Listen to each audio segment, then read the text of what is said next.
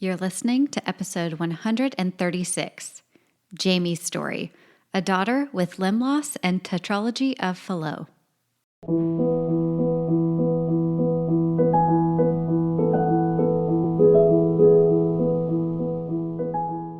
Hello, my friends. I'm so glad that you're here today. And because you listen to this podcast, you share it, you support these parents and these families, and rate and review is the reason that we can continue to do this podcast. And I'm just so grateful. If this is your first time tuning in, I am Katie Taylor, a certified child life specialist, and this is a place where parents come in a safe space and share their stories and experiences about what it's like to be a parent with a child who has to have medical procedures, a diagnosis, differences, different abilities. This is a place where parents come and share so that other parents who are just starting in their journey can feel less alone and get just some great wisdom and advice from other parents who have already walked this path. Today's episode is no different. There were parts of Jamie's story today that just had me tearing up, and not because it was sad in any way, but just the impact that, what we think of maybe relatively small things can have on a family. For example, she talks about how just someone bringing her like a hoodie to wear in the hospital, or, the kindness from a neighbor mowing a lawn when parents and families are going through these challenges can make such a difference. Not only is Jamie so well-spoken, but she herself has dealt with a chronic illness her whole life. And so she brings a really interesting perspective in being able to pull from what she has dealt with and what it may be like for her child in the future and as she endures different things. So let's go ahead and get started. Here's my conversation with Jamie. Okay, really quick before we jump into the conversation. If you are a child life specialist and you are certified and you like cool people and you like to get really affordable PDUs and you love to share information and resources because you don't want to reinvent the wheel, then you need to come join us in the Child Life Circle community. We are child life specialists who not only chat on forums and share information, but we get really cool webinars from community organizations and also access to PDUs. So it is $14.99 a month until the end of October. So come in and join us, be a founding member, get to know us. We hope to see you. You can visit childlifeoncall.com, click on Child Life Circle to learn more information, including a letter to give to your employer to see if they can pay for your memberships. So, okay, join us there and we hope to see you. My name is Jamie. I am a mama of one. I am happily married. We've been married for, oh gosh, she's going to kill me. It will be 14 years this year. We live in sunny San Antonio, Texas. We just adopted a rescue dog named Jack. Our family loves, we like being outdoors, even though we do live in Texas and it's super hot. So we like being outdoors from like November to April. And then That's why we live here, right? Yes. Like because of those months. Yes. And then after that, we are very much indoorsy people because it Yes. just is so hot. But yeah, we love being outdoors. We love hiking. My husband and I are very into personal fitness. And so being active is a big part of our lives. We are huge book nerds. We love reading. Big movie buffs. We love watching movies. My husband and my daughter are big gamers, so they love playing computer games. Mama's really not into that, but I cheer them on and I get popcorn for them. They get hungry. But yeah, that's kind of us in a nutshell. I love that. That sounds like a lot of ingredients for a really good time and a fun family. Yeah. So I know we're going to be talking about Callie today. Do you want to just give us explain what happened in those first few moments that you realized that something was going on with Callie? Yeah. So Callie Grace was born 7 weeks early.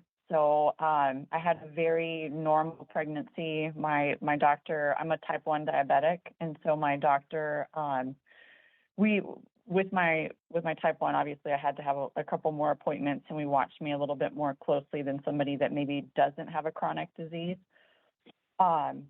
And so for those of you that don't know, type 1 diabetes, your pancreas doesn't make insulin. It can't produce insulin on its own. So I have to take insulin either via injections, or I wear an insulin pump, which helps me with that. So because of that, there's extra complications that can come with pregnancy. And so obviously through my pregnancy, we were monitoring all of that, and no cause for concern. All of my appointments were fantastic. Everything was going great. And then Callie came 7 weeks early via C-section, which was not planned either. She had some trouble with her heart rate during my labor, so they recommended we go in and get her for her safety and mine. And so when she was born, she was very quiet, which I know is not normal. In all the movies and all the TV shows, you hear the baby crying, and she was not crying. She was also very blue. And so we literally saw her for a split second, and then they whisked her off to run a bunch of tests and check on her. And they came back to us.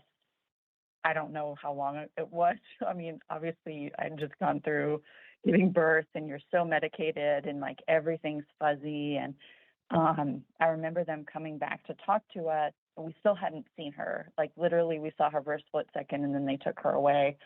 And so they came back to us, and they told us that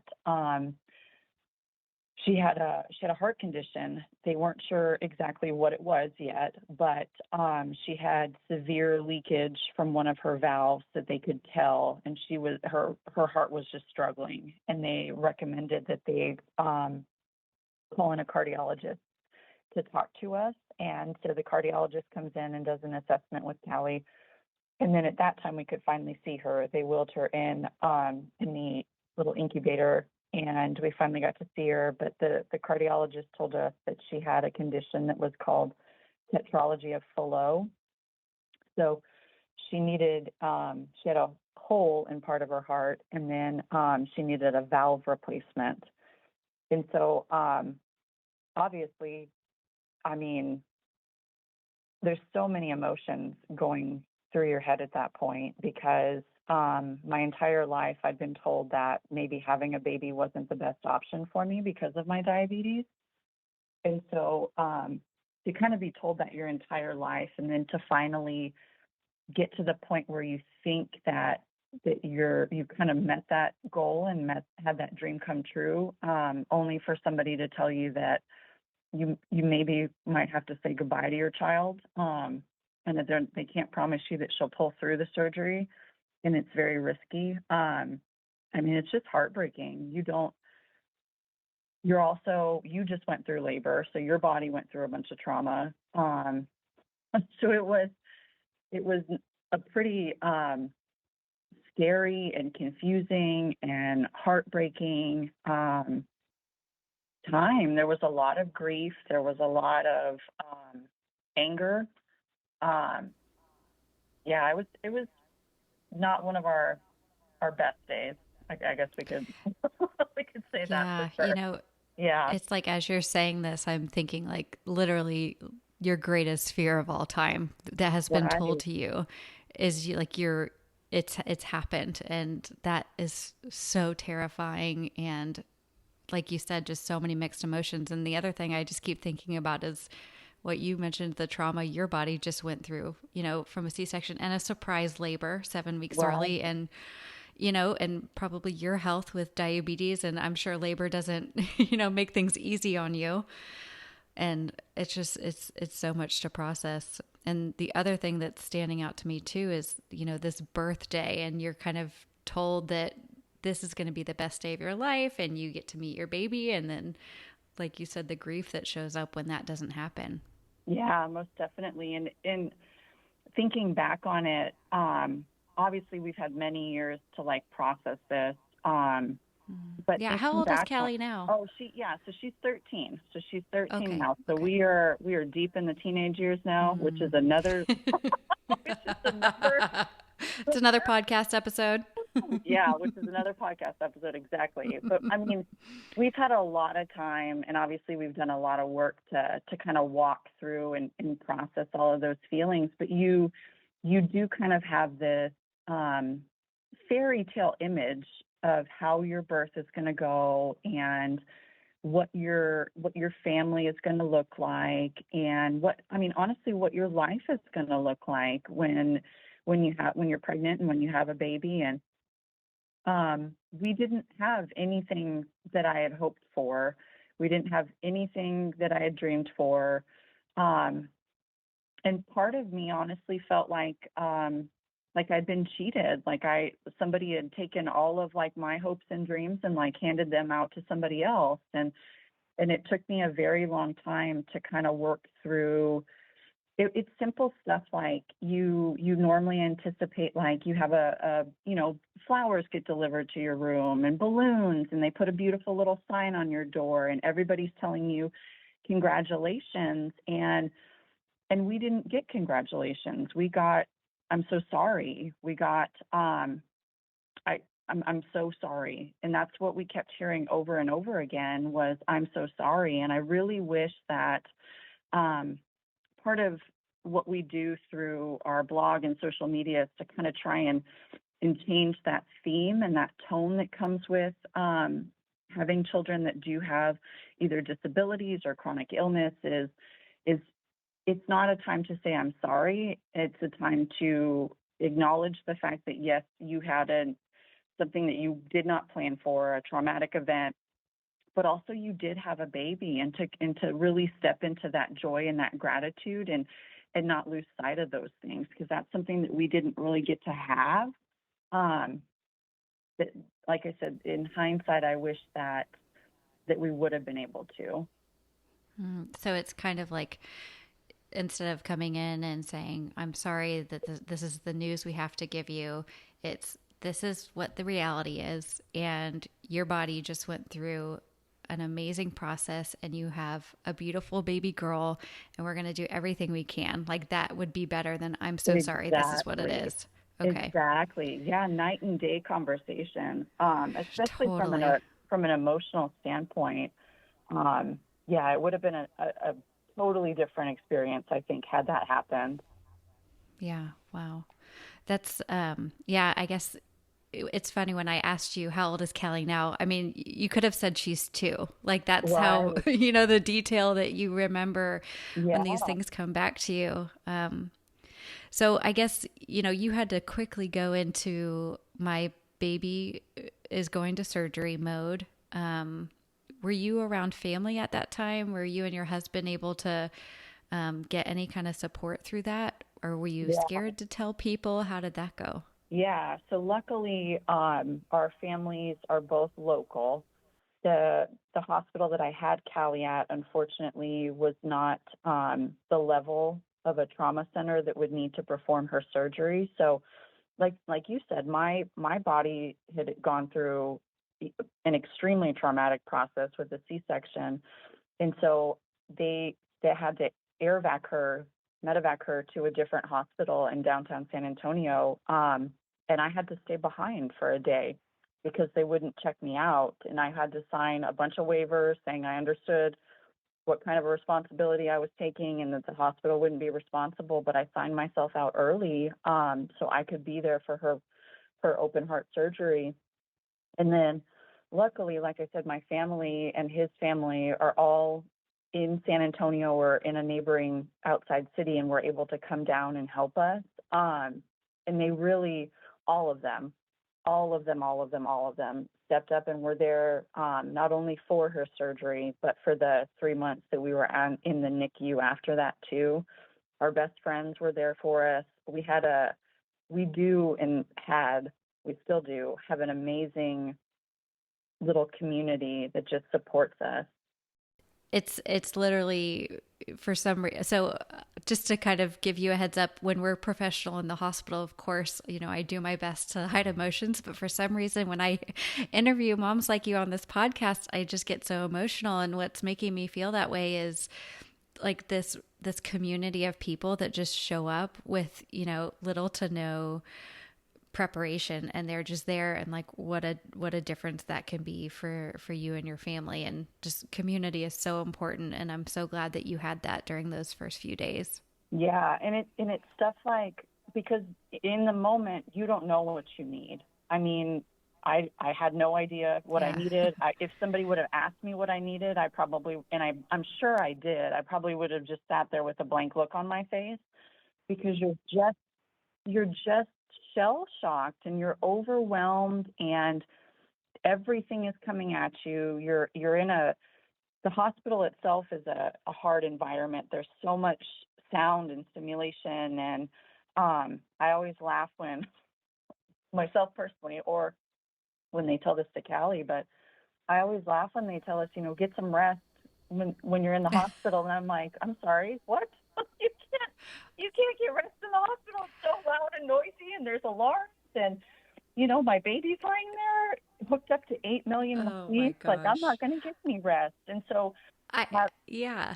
having people that would show up with food, or, I mean, the hospitals are always cold, with a hoodie for me, or comfortable slippers, because we could stay in the room with her, as long as we weren't, in the way of the nurses or anything. Stuff like that was just so impactful. And it wasn't just the people that showed up, it was also people that would let us know that they were thinking of us in other ways. And so our neighbors like cut our grass, because we were literally living at the hospital.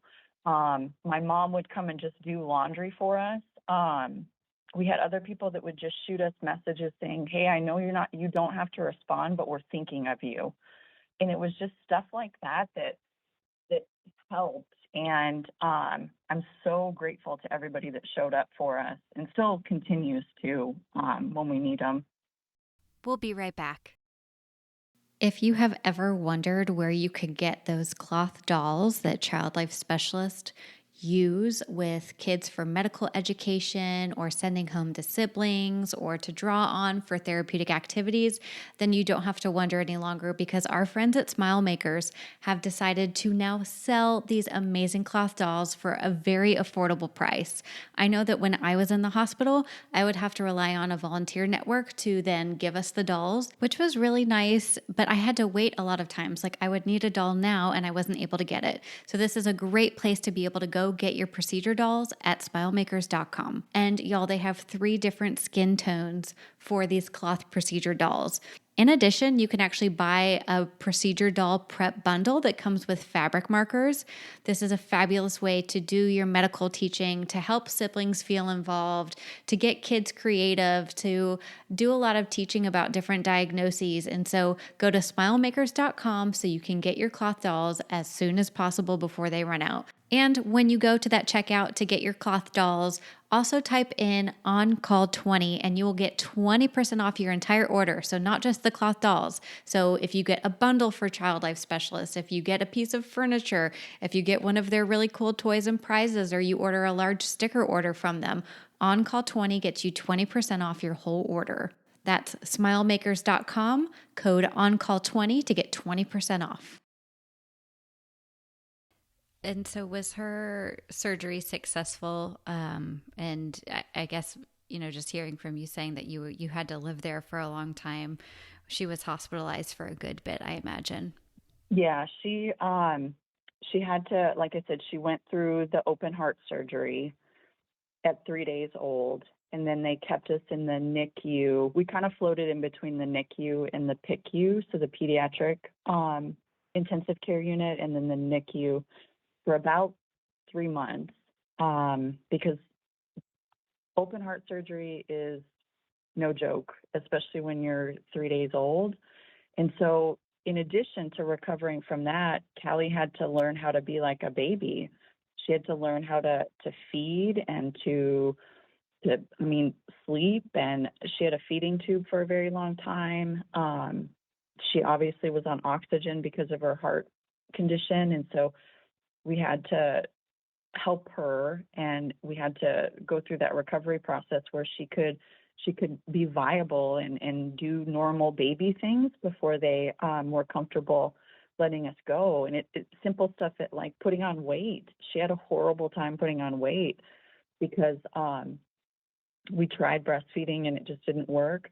And so we'd have to do combinations between a bottle and the feeding tube. And so then there was the weaning off of the feeding tube process. And then once we kind of checked that box, then we had to wean her off the oxygen. And then I'll never forget it. We thought we were getting close to getting out. And so they told us, they're like, okay, well, if we feel like you guys are doing good over the next 3 days, we can discharge her. And it was so close to Christmas. And so my husband and I were like, we're going to get her home by Christmas. And so for those 3 days, we were like, I'm sure zombies, because both of us were like sitting there just like watching her, like willing her to like breathe and to put on weight. Yes. But she did it. And so we got to go home right before Christmas. So Wow. all in all, it was almost 3 months in the NICU, which is a Oh, long time. yes. Well, there's a whole, second part of Callie's story in addition to her Tetralogy of Fallot, and that's her limb loss. And so, can you walk us through how that happened? Is that something she was born with too, or did that come later? Yeah. So that, as if the heart condition wasn't enough. It's not enough. Let's see what else Yeah, we can add on. exactly. God's like, I think you got this under control. Let's add one more thing and see how you handle this one, right? So we, at the time when she was born, she had both legs, both feet. And honestly, we thought she was perfect. She had 10 fingers, 10 toes. And so it was several days before either one of us kind of realized that there was a limb difference with one of her legs. Her legs was markedly shorter than the other one. And then her foot at the ankle kind of bowed in, very similar to like club foot. And so after we got her stable with the heart surgery, they brought in some orthopedic specialists to talk to us. And that in itself, again, was another trauma-filled, grief-filled, anger-filled point in our lives where we're just, again, knocked over and knocked over by the choices that we had to make. So they kind of explained to us that with her heart surgery, they didn't want to do anything at that point. Obviously, she was still little. They wanted us to go see a bunch of specialists. Luckily, in Texas, there's one of the best orthopedic hospitals in the country for children. It's Dallas Scottish Rite Hospital for children. And so they recommended that we go up there and talk to them about the options that she would have, because they explained it to us, there were two of them. And we could either put her through a bunch of surgeries where they broke and stretched and broke and stretched and broke and stretched her leg bone, adding in a bunch of metal rods in an attempt to fashion a leg for her to walk on. The way they explained it sounded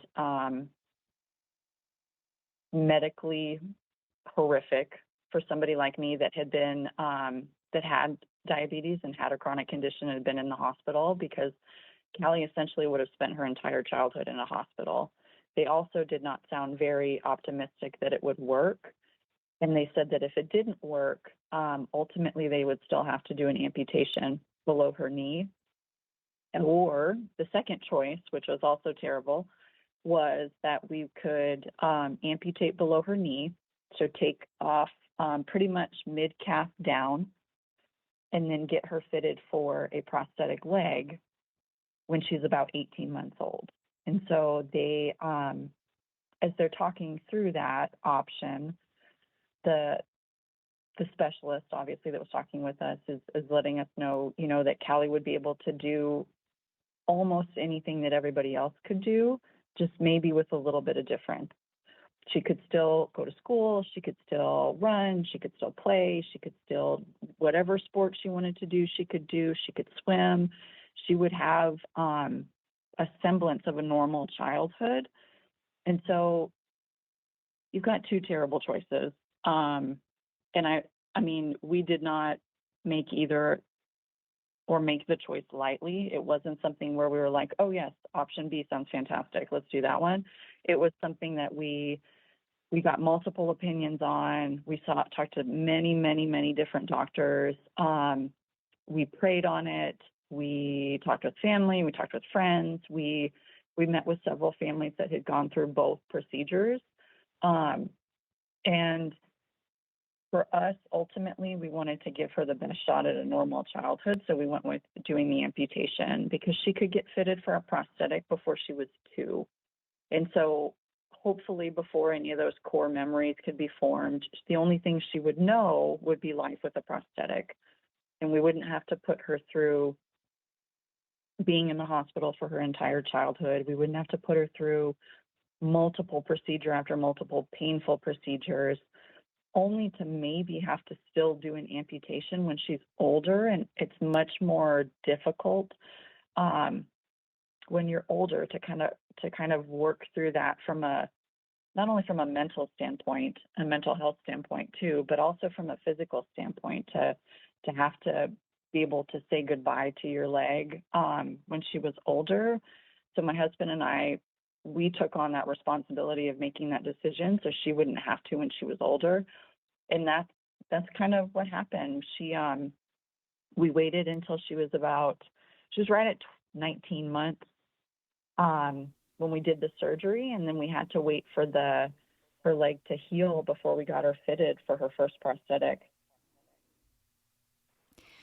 One of the things that just keeps coming up for me as you're explaining this is other parents and moms in particular, the past few episodes that we've interviewed have said this very similar thing about you don't realize the magnitude of the decisions that you're going to have to make and that are in front, like these literal life and death, life-changing decisions. And when you become a parent, we sign up for it, but we don't necessarily know that we sign up for it. And then when you're a medical parent, those decisions can weigh so heavy. But I love what you're talking about, how you didn't make a decision lightly. You researched it, you really thought about it. And ultimately, it sounds to me like you gave her a huge gift in what you guys have chosen for her. Yeah, I hope so. And I think that obviously she's bigger now. And so we've had more conversations about it, and we've shown her the pictures from her surgery and talked through that kind of thing. But you're right. Unfortunately, you have to make those decisions so many times. And I don't ever want to become numb to those, but sometimes you do. Sometimes it's just decision after decision after decision. Right. And it can be overwhelming at times. And you don't think, again, when you're reading that book, what to expect when you're expecting, like you don't ever think that that's going to happen, and that those are the things that you're going to have to walk through, and that you and your partner are going to have to walk through. But I think we have always, from day one, made decisions based on what we thought was best for her and our family. Obviously, we take into consideration other people's perspectives and the doctor's recommendations. But if it doesn't feel right, and if it doesn't align kind of what we want her life to be like, then we don't normally do it. And so I think we made the right decision. Granted, there are days where I question it sometimes, when she has a hard day, or when she has to have another surgery, or we have to do something else that's hard on her. But I think at the end of the day, I know that we made the right decision for her. Absolutely. Yeah. That's the other part of these decisions, right? It's not like, okay, we've made it, let's move on. They stay with you, and you're always kind of wrestling with, the impact of doing it or not doing it. The decision maybe in some ways is the easy part, and going through with it is the hard one. Yeah, most definitely. Will you talk to us a little bit about how you handled the stress of all of that, and maybe how that's changed or transformed since Callie has grown through the years? Oh, yeah. So I 100% did not handle it well. Full transparency, I did not handle it well. I really wish I could say that I did, but I did not. There were, oh gosh, I mean, hindsight is a wonderful thing, and therapy is a wonderful thing for working through those types of emotions and events. And I wish that I'd have, or someone would have put me in therapy way sooner than I did. But there was, I mean, so much. I didn't know what it was at the time. It's most definitely grief, but I didn't know that that's what those feelings were. I always thought of grief in regards to like death, where the event happens, right? Somebody that you love passes away, or you lose someone that you love, and then it's done, right? There's nothing after that. It's done. And I didn't understand that grief is a lifelong experience, and that you can have grief not from things other than people dying. I don't know why I was so naive to think that wasn't the case, but there was, I mean, a lot of anger I had at the beginning too. Anger at myself. I blamed myself. I'm like, I didn't take care of myself when I was pregnant. No matter what the doctors told me, I obviously did something wrong. It impacted my husband and my relationship, because nobody else that we knew was experiencing anything like that. And so neither one of us had an outlet where we could let that sadness and that anger and that grief out on, but each other. And so there would be periods where, understandably, and I know, again, hindsight, I know that we knew we could go up against each other because we were the only ones that knew what we were going through. And so sometimes it was just like a raging hurricane of emotions with each other, because we knew that if we turned that on anybody else, like, they wouldn't have survived our wake. And so I know time is a magic healer. I know therapy is a magic healer. I know that for me, writing and sharing our story and finding people like us, a community like us, parents like us, kids like Callie, sharing our experiences with people that are in the same shoes that we were 12 years ago is extremely healing. Reading books about people's experiences like ours is very healing as well. Doing podcasts like these, I mean, to be honest, this is healing. This helps me a lot. I think those are some of the things that definitely have helped. Exercise is another huge one. And I mean, I know it's going to sound silly, but exercise and like eating right, because for a very long time after Callie's multiple surgeries, I didn't take care of myself. I was too focused on taking care of her, and it took me a little bit to figure out that I can't take care of her and be performing at my best if I'm not taking care of myself. And so that's from a physical standpoint, from a mental standpoint, eating, sleeping, all of those things. Silly stuff too, like date nights. We didn't take a vacation for I don't know how many years. we we did not do date nights for I don't know how many years, because we were afraid to leave her with anybody. And so I know that probably impacted our marriage. And also, if you're not doing things that you love, you can't be the best mom for your kiddos. And so I know that's probably a lot of things, but I think those are some of the things that kind of I experienced and things that have helped me since then. Yeah, I think, and it's not all of those all of the time. It's Oh, like, yeah. yeah, when it shows up, you listen to it and you're like, okay, this feels really good. This is something I can maintain. And then you Yeah. can continue to add on. And then before you know it, you're taking care of yourself and you have that noticeable difference that you can care for your child better. Yes. Yeah, absolutely. So I have a couple more questions. I wish I could talk to you for the next hour, but I don't want to take up so much of your Yeah. time. But could you tell us a little bit about what Callie has taught you about yourself that maybe you didn't know before she was born? Oh my gosh. So everything. I know as a parent, you're kind of taught, right, by society that you're the one that's going to be the one teaching your child, and you're the one that's going to be the one sharing wisdom and guiding them and helping shape who they are. And in reality, I mean, I probably could speak for both my husband and I, but she's the one that teaches us. I mean, she's the one that she finds strengths in me that I didn't know I had, for sure. I struggled a lot when I was younger with my diabetes. I wanted to hide it. I didn't want to be different from anybody else. I didn't want to have to be different or look different. And so I would hide aspects of that from people that I didn't know. And I mean, honestly, from people I worked with, my friends, I would try and hide bits and pieces. And Callie has really taught me that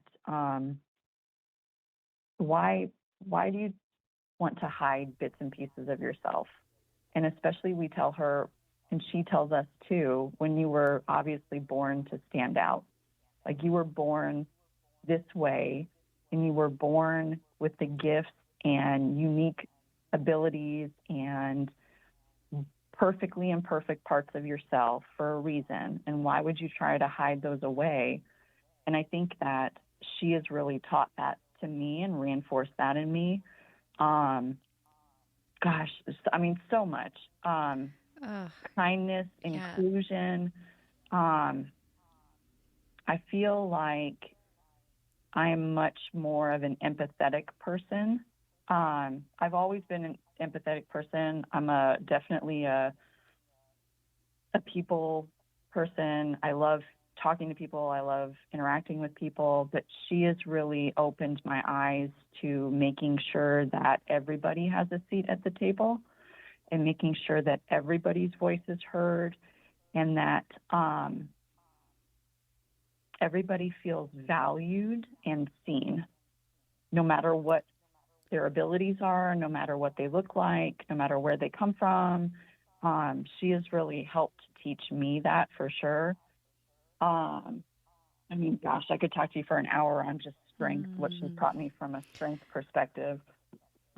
She sounds like an incredible teacher, like just Yeah. by being exactly who she is, which is amazing. Very much so. Well, if I don't know if you guys are on Instagram, or if you would be okay with some people following along with you and learning from you, and just learning about some of the ways that you advocate for yourselves and for others. That would be amazing. Yeah, we are. So we have, we actually have a profile just for Callie. Obviously, Mama runs that one. Callie's not on social media, but that's where we share a lot of our experiences as a family with a kiddo with a disability, and it's at The Princess and the Prosthetic. And that's the name of our blog too. It's linked in hers. And then mine personally, where I share more about kind of my journey with type 1 and being a writer and a mama to a little girl with a disability. That one's at Blondie and Bear. We call her Bear, so that's where that name came from. I love that. Well, thank you so much, and thank you to Callie for letting us have a little bit of your story as mom too, because it's important to know that the kids are the ones who are going through this, but parents have a lot of their own experiences too, which can transform and shape who we are. So thank you so much for being here today. Yeah, absolutely. Thank you so much for having me. Thank you for listening to the Child Life On Call podcast. I'm your host, Katie Taylor, and you can follow us at Child Life On Call on Facebook, Twitter, and Instagram. Please rate and review to make it easier for other families to find us. We have cute merch available at www.bonfire.com/store/childlifeoncall, and you can listen to more episodes and find resources at childlifepodcast.com.